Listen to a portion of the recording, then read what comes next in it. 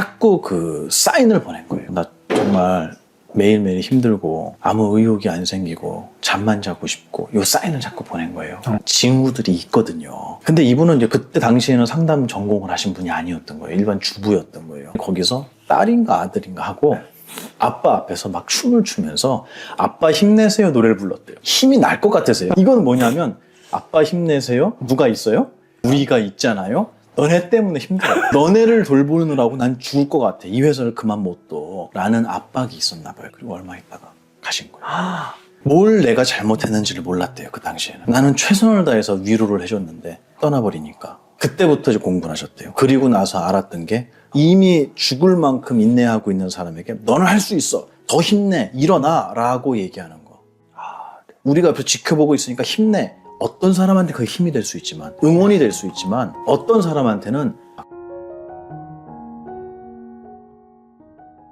가까운 관계, 특히 뭐 부모, 자식이나 거리를 둬버리면 불효 아닌가, 친구 간에, 지인 간에 거리를 두면 회피 아닌가, 이런 죄책감을 느낄 수도 있는데요. 이건 거절은 공격이 아니라 나를 지키는 일이라고 말씀하셨어요. 거절을 할 때 좋은 말투나 그런 표현이 있을까요? 특히 부모님들이 뭔가를 요구하시거나 한국은 당위가 되게 많잖아요. 당연히 그렇게 해야지라는 게 되게 많아서 나이가 얼마 되면은 무조건 결혼해야지, 자식 낳아야지 이런 것들이 요즘엔 많이 무너졌지만 아직도 뿌리가 깊은 것 같아요. 그런 거를 할 때 거절하는 게 정중하게 얘기할 수 있잖아요. 근데 그게 저는 말하는 법이라고 하는 거는 꼭 이렇게 하세요 라고 얘기한다기보다는 지난 세월 동안 내가 그분한테 어떤 모습을 보여줬는지가 내 말의 무게인 것 같아요. 그래서 말의 무게가 있으려면 엉망진창으로 살다가 갑자기 철든 것처럼 얘기하면, 분리할 때만 철든 것처럼 얘기하면 누구라도 비웃죠. 그게 아니라 평소에 자기 말에 책임지고 신중하고 말하는 법도 훈련이 되게 많이 필요한데 우리는 말을 잘하려고는 노력을 많이 해요. 그래서 언변이 뛰어나고 많은 사람들이 귀 기울이게 하고 사람의 마음을 움직이게 하고 그런 방법론적인 말하기는 굉장히 많이 연습을 하고 책도 많더라고요. 저도 읽어봤어요. 말하기에 대한 책을. 이럴 때는 이렇게 말해라. 처음은 어떻게 시작하고 마무리는 어떻게 해라. 말할 때는 상대방을 항상 바라보고 뭐 적당한 제스처는 어떻게 하고 뭐 이런 방법론적인 얘기 많이 있어요. 네. 근데 저는 거기에 가장 기본이 되는 건 뭐냐면 진심 같아요. 제가 말을 너무 잘하고 싶어서 저희 선배님이 계신데 스님이세요. 육군에 계시는데 네. 그때 4학년이셨고 제가 1학년이었는데 오리엔테이션 하는 날 와서 수강 신청하는 법, 대학생활 할 때 필요한 거 오리엔테이션 이런 거 이제 선배들이 나와서 막 폼 잡고 얘기하잖아요. 근데 그때 보면 어른이에요. 왜냐면 난 아직 고등학생 마인드잖아요. 이제 1학년이니까. 네. 근데 말을 너무 잘하는 거예요. 아무것도 안 들고 와서 얘기하는데 네. 언변이 유려한 게 아니라 사람을 끌어당기는 뭔가가 있어요. 그리고 유머도 있고. 그래서 긴장을 바짝 하고 들었는데 웃으면서 너무 명확하게 뭘 해야 되는지가 딱 기억에 남는. 감동을 했어요. 나도 저렇게 하고 싶다라고 생각해서 큰 스님께 여쭤봤어요. 말을 잘하려면 어떻게 해야 됩니까? 언변이 훌륭해지려면 어떻게 해야 됩니까? 그랬더니 들으시자마자 바로 말씀하시는 게 보마나 엄마들은 아기가 응애응애만 해도 기적인지 우유인지 잠인지 아픈 건지 다 알아 그러시는 거예요. 맞아요? 제가 다 여쭤보면 다 맞다. 아기가 응애응애 하는데 언변이 좋아서 그 말로 부모님한테 자기의 상태를 얘기한 거냐고 물어보시는 거예요. 언변이 좋아서 전해진 거냐고. 아니잖아요. 그럼 뭘까? 진심이야. 응애응애에 진심을 담으면 외부인도 알아듣고 엄마가 아니라 누구라도 알아들어. 말은 잘하는 게 아니고 진심을 담으면 너가 말을 더듬으면서 얘기해도 상대방은 느낀다고. 이게 저한테는 정말 큰 위안이자 힘이었어요. 저는 사회에서 상대방하고 대화하는 거, 부모님의 어떤 요구에 거절을, 정중히 거절을 하는 거, 이런 모든 거에 진심이 담겨야 된다고 생각해요. 어떻게 해라라는 방법론을 제가 말하고 싶진 않아요. 그런 건 세상에 너무 많고 대상에 따라서 그 방법론은 정답이기도 하고 오답이기도 하거든요. 그거는 중요한 게 아닌 것 같아요. 그런 요령을 배우는 거 말고요. 그것도 필요하겠지만 제가 말씀드리는 건 진심. 진심을 담는 말하기. 그거를 전 연습했으면 좋겠어요. 그 상대방에게 거칠해가 아니고요. 스님네들 중에도 처세를 얘기하시는 분들이 있어요. 틀린 말은 아니에요. 여기도 사회니까. 근데 저는 그분하고 대화를 하고 돌아서서 이렇게 생각했어요. 스님 최고의 처세는 진심 아니겠습니까? 라고 제가 생각했어요. 누군가를 진심으로 대하면 그 사람은 뒤돌아서 다른 모두에게 나의 진심에 대한 얘기를 해주시지 나의 가식적인 모습은 보인 게 없잖아요. 그러니까 저는 그게 길게 보면 훌륭한 처세가 아닐까라는 생각을 해요. 상대방의 말을 거절할 때도 어떠한 방편으로 거절하느냐, 어떤 단어를 취사 선택하느냐가 아니라 나의 진심을 그냥 얘기하는 거예요. 사실 정말로 내가 당신 말씀대로 하고 싶은데 네. 지금 제 상태가 이렇기 때문에 너무너무 미안하지만 제가 이거는 이번에 못할 것 같습니다. 대신 다음번에 말씀하시면 제가 최선을 다해서 하겠습니다. 그냥 언변이 아니라 진심으로 나오면 그러면 상대방은 기분 나쁘지 않을 거라고 생각해요. 강아지도 알잖아요. 주인의 목소리, 그냥 어투에 네. 따라서 강아지도 저 사람이 지금 주인이 화가 난 건지 기분이 좋은지 내가 지금 객검을 요구해도 통할지 안 통할지 개들이 알아요 이거. 그래서 혼내면 숨어요. 잘못한 걸 알고 분위기가 안 좋다는 걸 아니까 숨어서 안 나와요 개집에서. 강아지들도 아는데 사람이 모르겠습니까? 그래서 저는 그거 진심을 믿어요. 그래서 거절하는 방법이라기보다는 진심을 다해서 상대방이 진심으로 대하면 저도 더 깊어지는 것 같아요. 부산에서 강의할 때 200 몇십 분 모여 있었어요. 네. 근데 질문을 하라 그러니까 이제 마이크를 잡고 질문을 하는데 젊은 분이요 30대 초반 경기도 어디에서 KTX를 타고 부산까지 왔대요. 강의 들으려고. 대단하시네요. 뭐가 그렇게 궁금하세요? 그래 여쭤보니까 남편하고 4년을 사귀고 결혼한 지 1년이 안 돼서 남편이 자살을 한 거예요. 근데 왜 죽었는지 몰라요. 그리고 그 결혼한 1년 동안 정말 미친 듯이 싸웠대요. 그럼 거기에 오는 뭔가 이유가 있었겠죠. 남은 이 아내는 마음에 무슨 기분이 들겠습니까? 죄책감이죠. 이걸 도대체 내가 어떻게 받아들여야 될지 모르겠다. 이 얘기를 하는데 계속 우는 거예요. 그 사람을 보면서도 제가 대충 얘기를 한다? 전 나쁜 놈이죠, 그러면. 그 사람의 진심의 무게에 따라서 저의 마음도 당연히 그렇게 되는 것 같아요. 그리고 저는 배우자를 잃어본 적이 없잖아요. 그러니까 그분의 마음 몰라요, 저는. 솔직히 얘기해서. 네. 제가 다 아는 게 아니잖아요. 그 아픈 마음을 표현했을 때 그렇겠구나 정도지 그분의 마음을 전 이해할 수 없어요. 그 부분에 있어서 전 제일 속상해요. 그분의 진심을 공유할 수 없다라는 게 속상해요. 그렇다고 제가 결혼해서 그 똑같은 상황을 만들 수는 없잖아요. 그건 말이 안 되잖아요. 하지만 그분의 아픔이 어느 깊이인지 어느 무게인지는 제가 잘 모르겠지만 그 아픔이 정말 저 사람에게는 삶을 무너뜨릴 만큼 힘들구나라는 정도는 충분히 와닿잖아요. 그럴 땐 제가 대답을 굉장히 신중하게 당신 남편하고 전생에 악연이라서 그래요 라는 얘기를 먼저 꺼내지는 않아요. 얼마나 힘들겠냐. 당신 잘못 아니니까 자기한테 벌 주지 말라. 그 얘기 먼저 해드려요. 제가 얼마 전에 강의했을 때 언급했던 건데 부처님 제자 중에 가장 설법을 잘했던 부르나 존자. 이 부르나 존자가 말씀을 그렇게 잘했대요. 그래서 그 당시에 외도라고 하면 다른 공부를 하시는 분들이죠. 네. 그런 분들이 찾아온다는 거는 싸우자고 찾아온 거잖아요.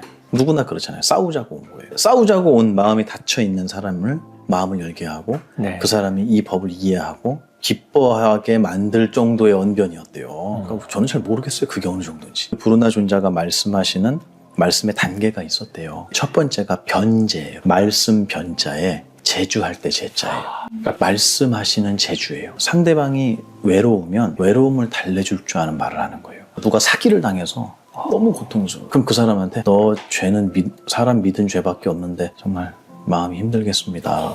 라고 얘기를 하면 일단 그 사람은 고마워하잖아요. 근데 그게 아니라 내가 뭘 했어. 너 욕심 부리지 말랬지. 여기로 바로 들어가는 거예요. 요거는 두 번째예요. 그걸 고언이라고 해요. 쓸 고자의 말씀은 쓴소리예요. 사실 이게 포인트예요. 우리가 얘기하고자 하는 것은 이게 포인트인데 우리는 앞에 변제를 생략하는 거예요. 네. 특히 가까운 사람일수록 이건 정말 우리 재고해 봐야 될 문제예요. 가까운 사람일수록 변제를 생략하고 고언으로 바로 들어가는 거예요. 거 봐, 내가 뭐래? 너 그럴 줄 알았어. 인과응보라고 들어봤냐? 이렇게 나오는 거예요. 소금 뿌리는 거예요, 거기다가. 그게 어떻게 보면 다음에는 그러지 말아라라는 교훈의 의미일 수도 있지만 그 사람은 너무 아프잖아요. 그 고민을 얘기하신 그분에게도 악연이에요. 고언을 바로 하면 이건 너무 한 번 더 짓밟는 꼴이고. 아이고. 제가 처음에는 이제 그런 말씀을 해드렸어요. 그리고 나서 제가 똑같이 얘기했어요. 이번에 남편 때문에 너무 힘드셨는데 그럼 다음 생에는 이제 보살님 차례예요. 갚아야죠. 이게 고언이에요. 그랬더니 싫대요. 갚기 싫대요. 이 인연 자체가 싫대요. 아픈 인연이. 그러면 어떻게 해야 되겠냐 라고 제가 말씀을 드렸어요. 마지막이 뭐냐면 당신이 실수를 했던, 몰라서 그랬던, 악의로 그랬던 그 모든 것은 지나가서 남은 게 없다고. 하나도. 당신 잘못 아니라. 죄책감에서 벗어나게 해주는 거예요. 그게 공이에요. 딜공. 변제와 고언과 공의 순서로 말씀하셨대요. 싸우자고 온 사람에게. 당신 그렇게 생각할 수 있어요. 당신 얘기 들어보니까 그것도 일리가 있는 얘기네요. 변제예요. 근데 저는 스승님께 이렇게 배웠습니다. 그래서 당신이 말씀하신 거기에는 이런 부분이 차이가 있을 수 있겠네요. 그리고 공. 뭐냐면 나 헛공부했구나 라고 그 사람이 생각을 한다면 그 법을 공부했기 때문에 이 자리에 와서 우리 인연이 되지 않았습니까? 그러면 그것도 고마울 일 아니겠어요? 이게 뭐냐면 공을 설명하는 거예요. 죄책감이 남지 않게 해주는 거예요. 이거 3단계로 얘기했대요. 2600년 전 얘기예요. 그리고 그게 경에 그대로 나와요. 누가 그걸 배우냐는 거예요.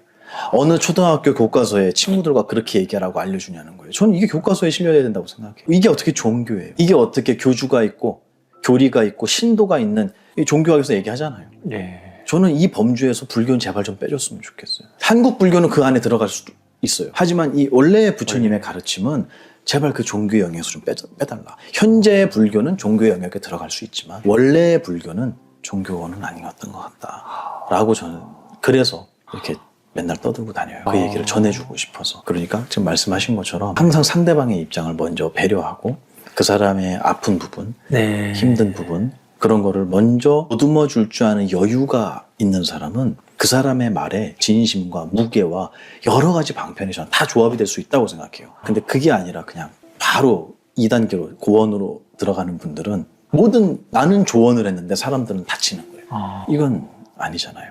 요즘 가만히 보면 변제만을 해주기를 바라는 분들이 있어요. 스님들한테 요구하는 분이 있어요. 저는 그거는 반쪽 같아요. 그렇게 잘 안 해요. 지금 당신의 상처에 반창고를 붙이는 게 뭔 의미가 있겠냐고. 다시는 상처가 나지 않도록 하는 얘기까지 해줘야지 그게 맞잖아요. 그러니까 의사가 병을 치료하는데 치료 다 됐어요. 가세요. 재발하지 않는 방법을 안 가르쳐주면 이 의사는 진정한 의사는 아닌 것 같아요. 근데 왜 이렇게 됐는지를 원인을 설명하는 거. 이게 불교의 인과법이잖아요. 당신이 왜 아파졌는지 원인을 설명하는 건 때로는 쓰라릴 수 있지만 이 사람이 다시는 그 잘못을, 이 고통을 반복하지 않기 위해서 저는 반드시 진행돼야 되는 얘기 같아요. 왜 그렇게 됐는지. 근데 그건 아파요, 들어보면. 근데 그 얘기까지 해줘야 두 번째 병이 안 들지 않을까 그런 생각을 해요. 그래서 그냥 따뜻한 위로를 많이들 원해요. 외로우니까, 힘드니까. 네. 출가자들은, 수행자들은 거기에서 멈춘다는 것은 부처님의 이 불교의 정말 귀한 약을 미처 못 드린 거 아닌가라는 좀 아쉬움도 있습니다.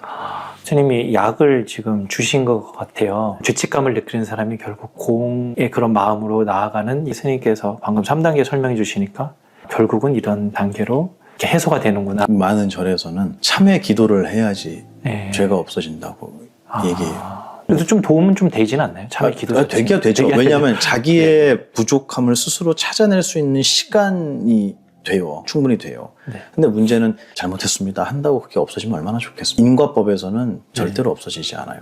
그러니까 매해 하라 그러는 거예요. 안 없어지니까.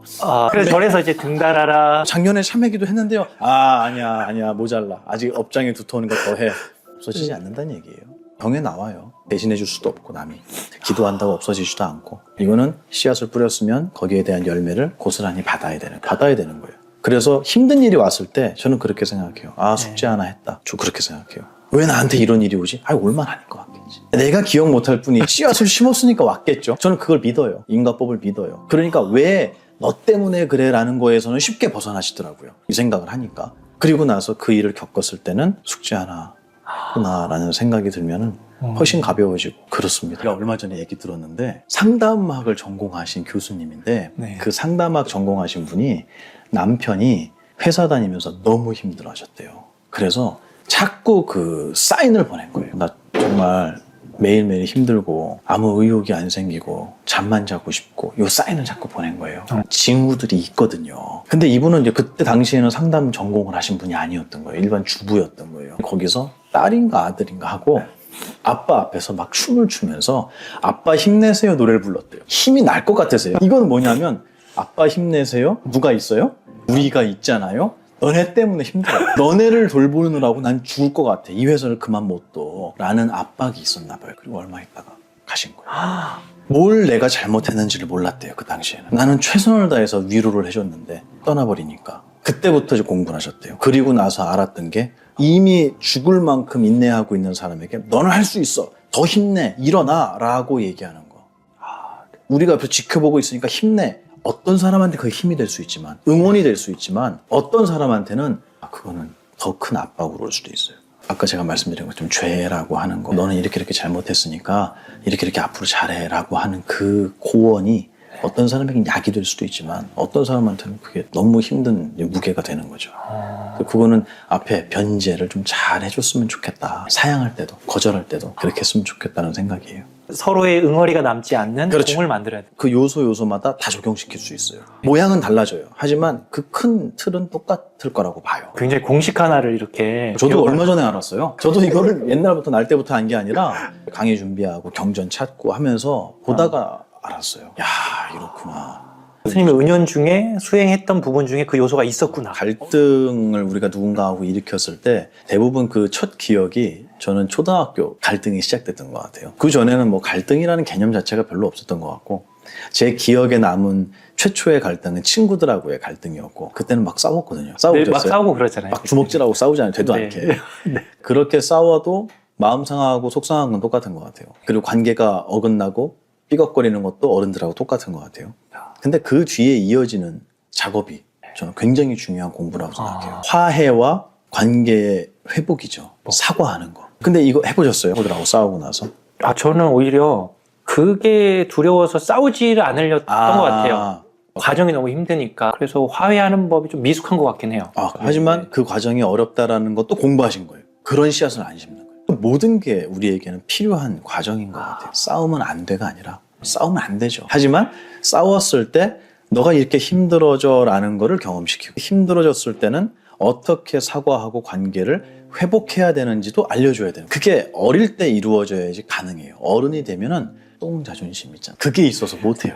제가 웃자고 한 얘기고 사회적 지위와 관계 때문에 사과를 하고 싶어도 못하는 경우가 많이 생기잖아요. 그래서 어릴 때 그건 훈련이 있어야 되는데 요즘에는 초등학교 때 친구들하고 싸우면 사과하고 회복하는 훈련을 시키는 게 아니고 경찰이 등장을 해요. 그리고 부모님이 나타나요. 그래서 애들은 싹 빠지고 부모님과 경찰과 선생님이 조율을 하는데 조율의 결과도 화해가 아니라 전학인 경우가 많아요. 그러면 애들은 이제 갈등을 일으켰을 때, 싸웠을 때, 그건 당연한 일이잖아요. 싸웠을 때 이걸 어떻게 해결해야 되는지에 대한 경험 자체가 전무한 거예요. 20살이 될 때까지. 그리고 사회에 나옵니다. 이 친구들은 갈등이 분명히 있을 텐데 그걸 어떻게 해결해야 할까요?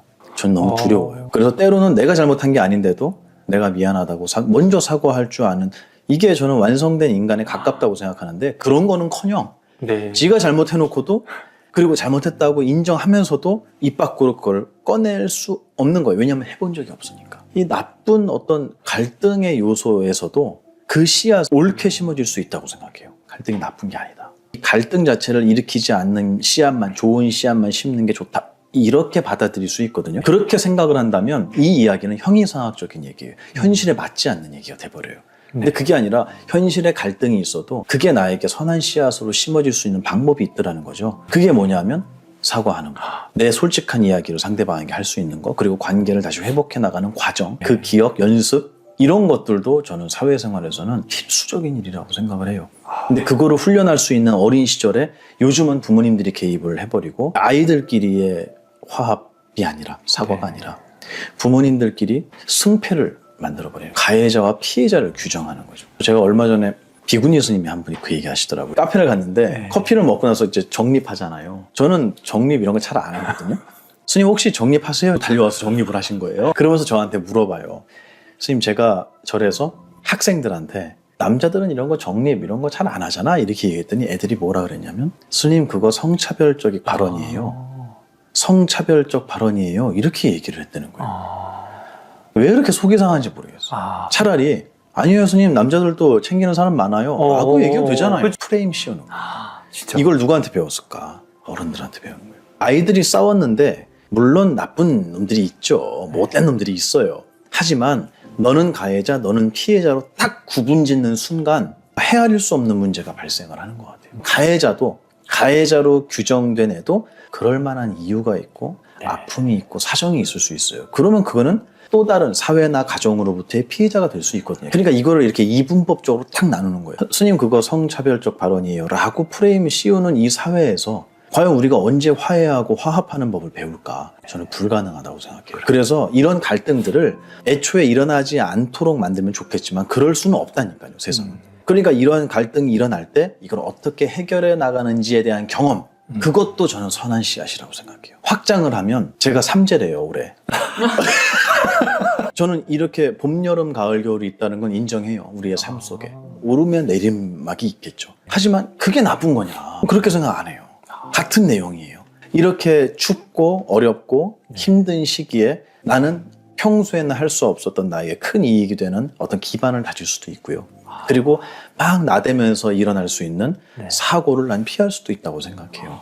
그런 게 정해져 있지는 않겠지만. 그래서 저는 겨울이 오면 봄을 준비하는 게 맞잖아요. 겨울에 나가서 씨앗 심는 게 부지런한 사람은 아니에요. 어리석은 사람이지. 근데 우리는 그런 상황이 왔을 때도 그거를 극복하는 게 맞다라고만 배운 것 같아요. 그거는 겨울에 씨앗 심는 행복한 기억은 아니잖아요. 고생만 하지. 결과는 없고요. 지혜롭지 못하기 때문에. 그래서 저는 그렇게 힘든 시간, 세속에서의 갈등, 이런 것들도 결코 나쁜 것만은 아니다.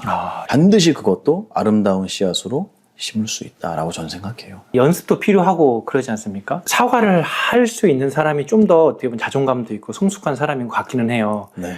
자칫 상대방이 네. 쉽게 보이지 않을까. 이런 것 때문에 오히려 사과를 먼저 못하는 경우도 맞아요. 많이 있는 것 같아요. 본인 얘기시죠? 네, 제 눈빛이 아련해지셨어요. 근데 저는 그게 말씀하신 거는 관계에서의 답을 물어보셨지만 네. 저는 그게 개인적인 부분에도 답이 있고 사회적인 관계에서도 답이 있다고 생각해요. 쉽게 얘기하면 사과의 방법에 대한 얘기를 좀 많이 하거든요. 스님들은 사과에 대해서 굉장히 자신 있게 얘기해요. 제가 죽을 죄를 졌습니다. 이렇게 하는 게 아니에요. 네. 그게 아니고 내가 스님의 말씀을 제대로 이해하지 못했던 것 같아요. 그때 당시에 제가 감정에 빠져서 이러이러한 상황이어서 내가 감정적이어서 스님의 말씀을 이렇게 오해한 것 같아요를 명확히 표현해요. 상대방의 눈을 보고 죄송합니다. 죽을 죄를 졌습니다. 이게 아니고 사과는 비굴함이 아니거든요. 그래서 제가 강의에서도 얘기했지만 사과는 패배가 아니다. 내가 졌소가 사과가 아니거든요. 이거는 아름다운 용기 있는 사람이 하는 손을 먼저 내미는 제스처잖아요. 잡고 안 잡고는 또 그 사람에게 달려있어요. 그건 나에겐 중요하지 않아요. 그래서 사과하는 방법이 어떠냐에 따라서 사람들이 사과를 받아놓고도 그 사람이 커 보이기도 하고 그 사람이 초라해 보이기도 한 것 같아요. 사과한다. 그러면 우리의 머릿속에 떠오르는 어떤 이미지가 있는데 그 이미지를 조금 저는 개선했으면 좋겠어요. 사과는 당당한 어른이 먼저 하는 거죠. 내가 이러이러해서 당신에게 불편함을 준 것 같습니다. 정말 미안하고 내가 다음부터는 그런 일 안 하겠다고. 내가 더 주의하겠습니다. 여러 사람 불편하게 해서 정말 진심으로 죄송합니다. 라는 얘기를 정말 자신감 있게 했을 때 누가 그 사람을 우습게 볼까요? 전 더 무서워할 것 같아요. 자기 자신에게 저렇게 냉정한데 다른 사람에게는 어떨까? 당연히 그 생각이 먼저 들어요. 자기 자신의 실수도 저렇게 노골적으로 앞에 드러내는데 저 사람 눈에 다른 사람의 잘못은 안 보일까? 다른 사람의 잘못을 지적을 안 하는 거예요. 너무 무섭죠. 너무 큰 사람이에요, 그 사람은. 우리 팀장님의 질문에 답이 벌써 된 것 같아요. 사과하는 방법. 아주 차분하게, 명확하게 그 사람의 눈을 똑바로 쳐다보고 나의 잘못을 객관적으로 드러내놓고 이 부분에 대해서는 내가 정말 미안합니다. 내가 생각을 이렇게 못했습니다. 당신의 마음도 이해합니다. 이거를 명확하게 얘기하는 거. 이거는 사과의 방법인 것 같아요. 그러니까 스님들이 하는 사과가 분명히 그래요. 불교에서는 자자와 포살이라는 게 있잖아요. 포살은 여러분이 모여서 스님들이 스승님을 뵙고 부처님 말씀을 들으면서 그동안 어떻게 살아왔는지를 스스로 반성하는 시간이고 자자라는 것도 마찬가지예요. 자기의 잘못을 스스로 드러내요. 그리고 다른 사람이 나의 잘못을 지적하는 것도 들어요. 그게 아니고요. 는 없어요. 그 옵션은 없어요. 대답에. 예, 알겠습니다. 왜냐하면 내가 아무리 그게 아니었더라도 저 사람에겐 그렇게 비춰졌다는 거예요. 그냥 그 사실만 알면 돼요. 그건 굉장히 자신감 있는 사과 같아요. 그런 게 이루어질 때 저는 화합할 수 있다. 이게 이제 개인적인 부분이고 사회적인 부분에 있어서 사과라고 하는 것도 그것도 교육의 일환인데 아까 말씀드린 것처럼 사과한 사람은 진 거야 라는 교육이 있어요. 엄마들이 그렇게 가르쳐요. 미안하다고 얘기하지 마. 넌 잘못한 거 없으니까. 이게 세속이 이게 행복한 거냐고요. 그게 아니라 넘어진 사람에게 괜찮으세요? 안 다치셨어요? 이렇게 하고 시작해도 되거든요. 손해보지 않을 길을 먼저 찾는 거예요. 근데 저는 그게 온 세상 사람들의 기본적인 마인드 같아요. 사과도 마찬가지예요. 누군가 사과를 하면 갑자기 자기가 갑이 된 줄 알아. 사과를 받으면. 이거는 잘못된 교육 아닐까. 사과하는 사람의 용기와 그 사람의 마음을 헤아리고 괜찮습니다 라고 손을 잡아줄 수 있는 마인드도 좀 있어야 되잖아요. 근데 그런 여유가 없는 거죠. 사회적 책임 같아요. 가정에서부터 교육시키고 특히 형제나 부모님들에게 내가 실수했을 때 이러이러한 부분에 있어서는 정말 내가 미안합니다. 어머니 죄송해요. 아빠 죄송해요 라고 얘기하고 그거를 꾸중으로 마무리하는 게 아니라 용기 있게 사과해서 정말 멋있다. 너 역시 내 딸이야, 내 아들이야, 자랑스러워 하고 칭찬으로 마무리하는 기억이 한 번, 두 번 쌓이면 얘는 정말 건강하게 클 거예요. 근데 그게 아니고 너가 뭘 잘못했다고 사과하냐. 누군가가 사과를 했을 때 거봐, 제가 진 거야, 너가 이겼어 라는 교육이 있다면 세상은 더 사과라는 걸 찾기 힘들겠죠. 부모가 그런 기준을 좀 세우면 예. 세상은 좀 달라지지 않을까라는 생각. 그래서 이 영상을 많은 네. 부모님들이 보셨으면 좋겠어요. 어떤 분은 그래요. 너는 장가도 안 가놓고 뭘 그렇게 잘난 척을 하냐고 그러는데 근데 이거는 제가 부모라서가 아니라 저에게 교육을 시키셨던 스승님들의 교육법이에요. 이거를 그대로 적용을 시킬지 안 시킬지는 보시는 분이 판단해서 취사 선택하시면 되는 거예요. 하지만 저는 정답을 말씀드렸다고 생각하고 그런 교육을 받을 때 내 자식도 아닌데 쓴소리를 하기는 어렵거든요. 그리고 내 부모도 아닌데 잔소리를 받아들이기도 어렵거든요. 근데 이게 불교에서 이 불가에서 사제관계, 스승과 제자 관계에서 이게 원만하게 이루어지고 피 한 방울 안 섞인 많은 사람들이 화합할 수 있는 결과를 만든다면 저는 이 교육법은 의미 있는 거라고 생각해서 제가 이렇게 소개를 드립니다. 용기 있게 사과하세요. 용기 있게 알겠습니다. 좋은 씨앗을 심을 수 있을 것 같습니다. 맞습니다. 네. 네.